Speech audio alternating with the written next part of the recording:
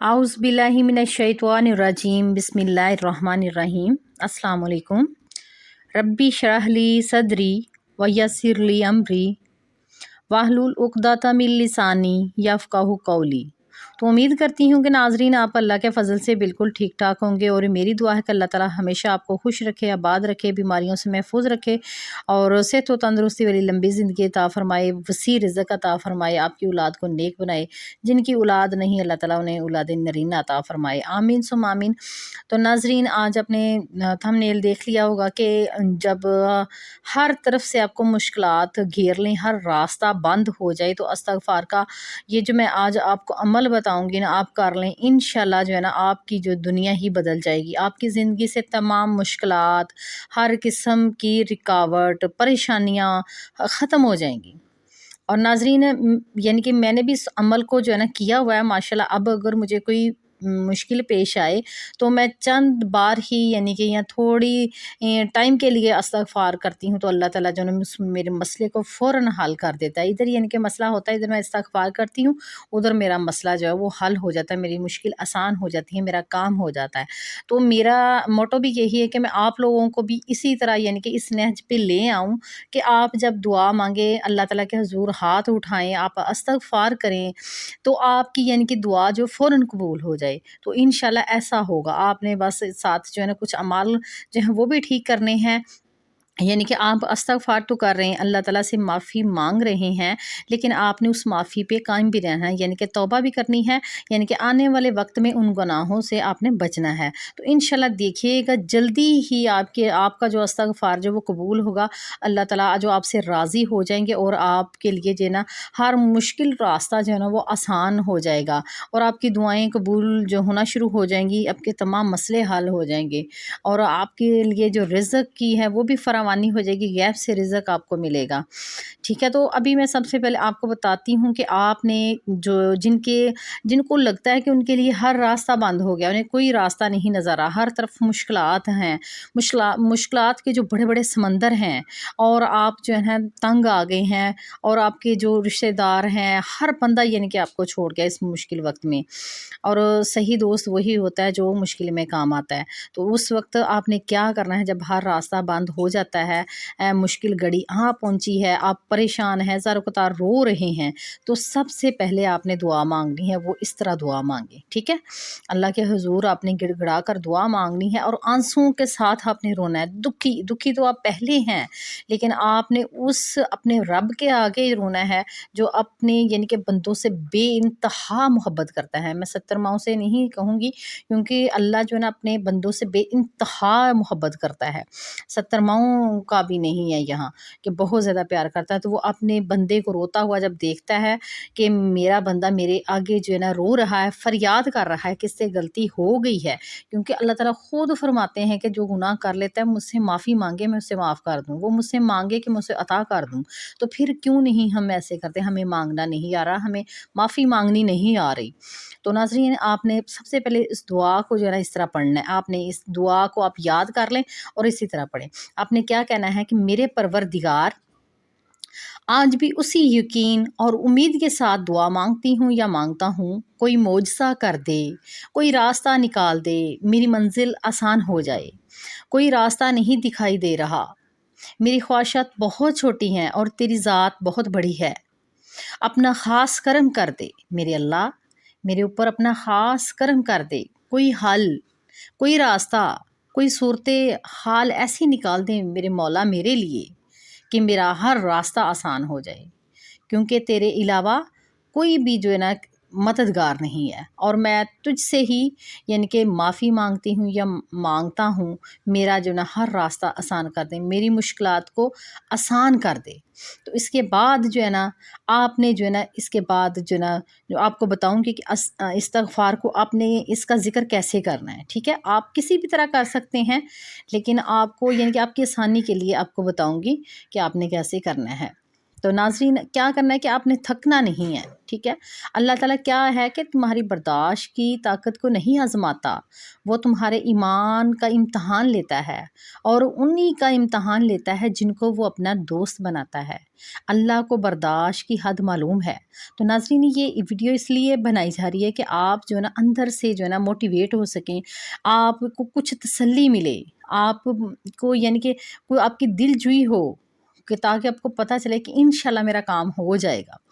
تو اللہ کو کیا ہے کہ برداشت کی حد معلوم ہے کہ اللہ کبھی بھی اس حد سے زیادہ غم نہیں اس انسان کو دیتا، لیکن یہ کہ آپ لوگوں کو لگتا ہے کہ جیسے ہم تھک گئے ہیں، ٹھیک ہے، مگر کیا ہے، تھکتا تمہارا ایمان نہیں، بس حوصلہ جو ہے نا وہ گھبرا جاتا ہے ہمارا۔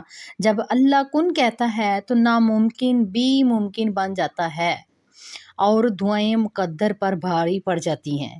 دیکھیں میں نے آپ کو دعا مانگنے کا ناظرین طریقہ بتایا نا، تو سورہ یوسف مثال ہے، وہ آزماتا ہے اسی چیز سے جو تمہیں سب سے زیادہ پیاری ہوتی ہے، تاکہ اس چیز کے ملنے کی تڑپ تمہیں اللہ سے ملوا دے۔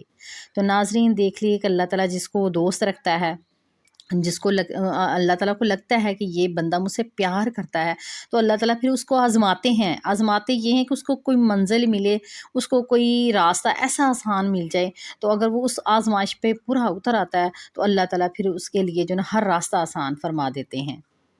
تو ناظرین آپ کو دعا مانگنے کا میں نے طریقہ بتا دیا ہے، ان الفاظ کو آپ یاد کر لیں، آپ نے اسی طرح دعا مانگنی، اس کے ساتھ جو آپ نے دوسرا کام کرنا ہے، ٹھیک ہے، کیونکہ مشکل بڑی ہے، گناہ زیادہ ہیں، تو اس کے لیے ہمیں جو ہے نا کام بھی اسی طریقے سے کرنا ہوگا، اسی طریقے سے عمل کرنا ہوگا۔ دوسرا آپ نے کام یہ کرنا ہے کہ صدقہ اور خیرات ضرور کریں، کیونکہ صدقہ جو ہے نا کرنے سے کیا ہے کہ دولت، رزق اور برکت حاصل ہوتی ہے۔ تو ناظرین کیونکہ رسول کریم صلی اللہ علیہ وآلہ وسلم کا فرمان ہے کہ کسی بات پر قسم اٹھا لیں تو پھر کوئی بات رہ جاتی ہے، میرا خیال ہے کہ کوئی گنجائش نہیں رہ جاتی۔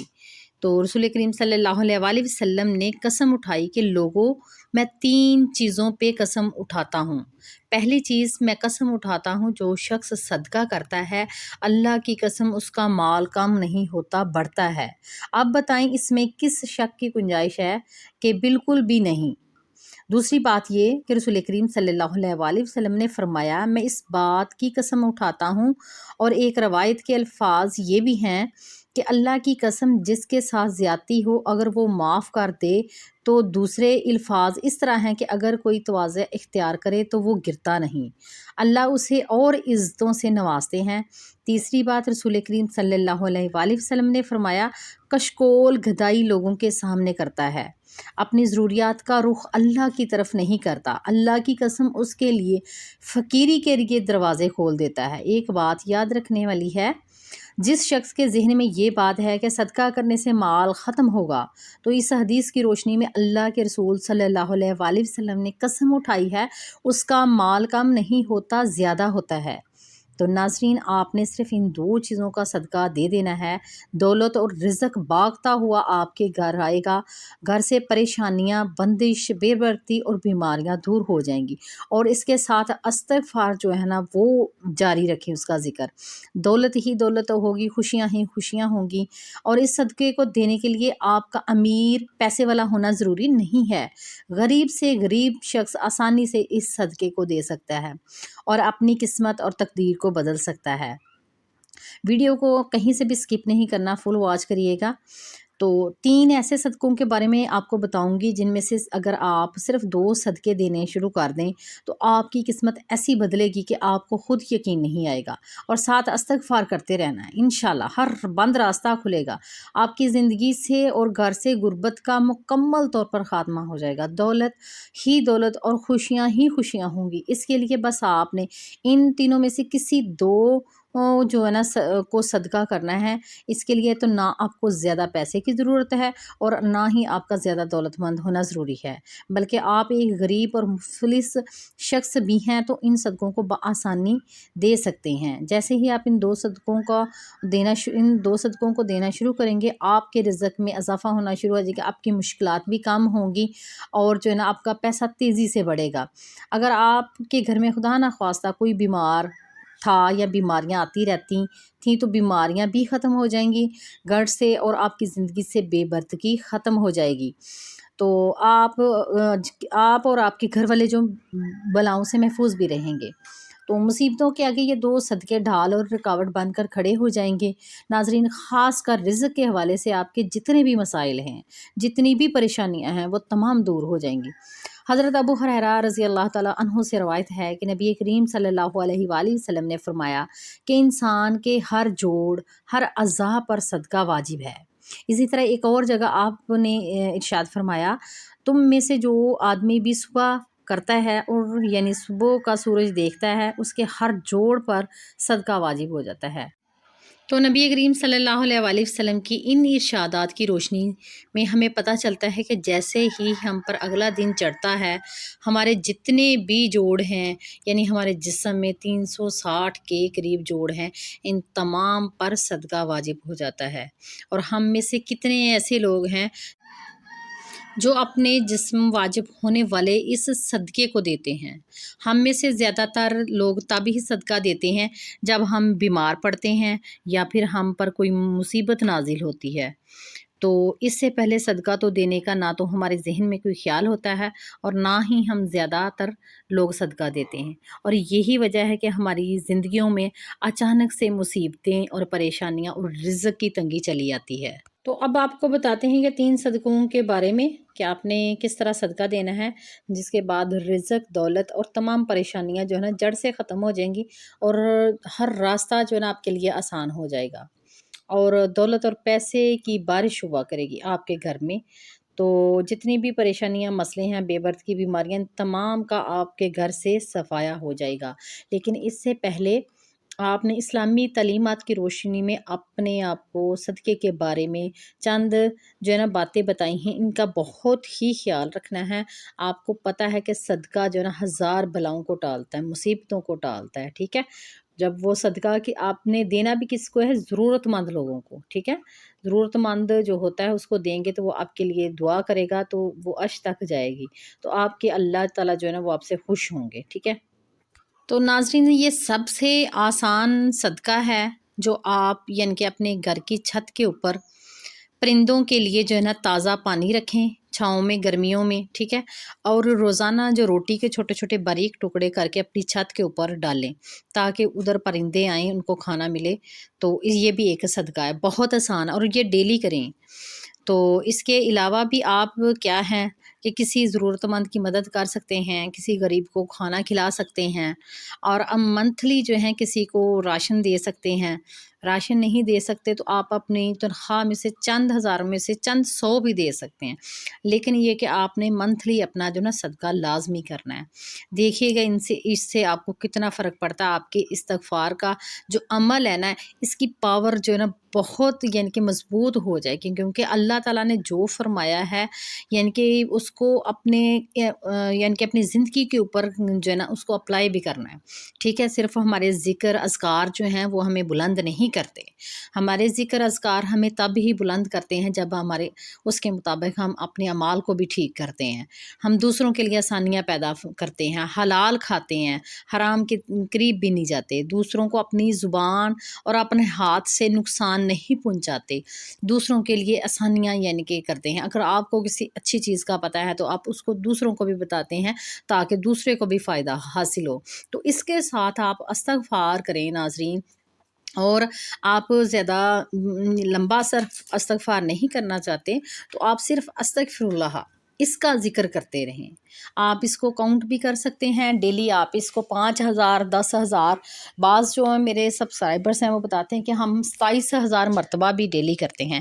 ایک بھائی نے بتایا تھا مجھے کہ میں روزانہ جو ہے نا 27,000 مرتبہ جو ہے نا استغفار کرتا ہوں، اور اس نے بتایا کہ میری زندگی میں بہت زیادہ یعنی کہ معجزات ہوئے ہیں، ٹھیک ہے؟